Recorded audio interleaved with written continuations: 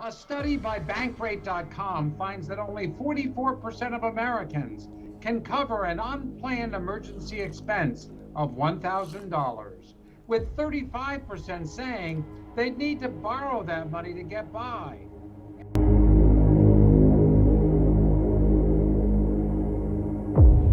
Save money? Absolutely. The one question many Americans ask is, how come I can't save more money? Well, here's an idea. In order for Americans to save more money, we should take their money away. Let me explain.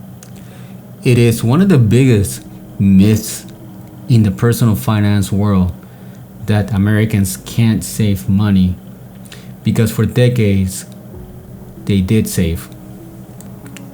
When financial gurus and personal finance talking heads start explaining Americans' poor saving habits, they always start with the human mind, saying that human brain lives for instant gratification instead of long-term planning.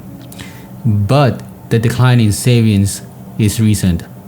The bottom 90% of households saved 10% of their income in the first Reagan administration. By 2006, their savings rate was nearly negative 10%. Gurus also suggest that the country's low saving rate is purely an American issue. But this is also a myth that the US is the only country having a hard time saving money. The personal savings rate has also fallen in Canada, Germany, and Japan as well.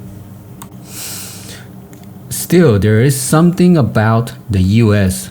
Nearly half of Americans would not be able to come up with at least $400 in savings in case of an emergency, according to a Federal Reserve study. More troublesome, the United States finished 19 for 3 consecutive years in global analysis when it came to retirement security, behind Australia, New Zealand, Japan, South Korea, Canada, and 13 European countries. So why is it so hard for Americans to save money? They were able to do it during the Reagan administration, but now it is extremely hard for many Americans to save at least $400 for emergencies. In this video, I will explore one theory that can explain why it is so hard for Americans to save money. This theory is known as conspicuous spending. The pressure to keep up with your richer friends and neighbors has greatly worsened by the rising income inequality. People see other people living a high lifestyle. They also try to buy that lifestyle for themselves, even if they can't afford it. This leads to overexpenditure, spending on luxury items that you don't need, buying cars, buying houses. This idea of keeping up with the Joneses, it is actually costing many middle-class Americans to save less money. Recent phenomenon that many economists have seen is that middle-class Americans have shifted their spending from basic goods such as gas, home basics, repairs, to more of a rich type of style products.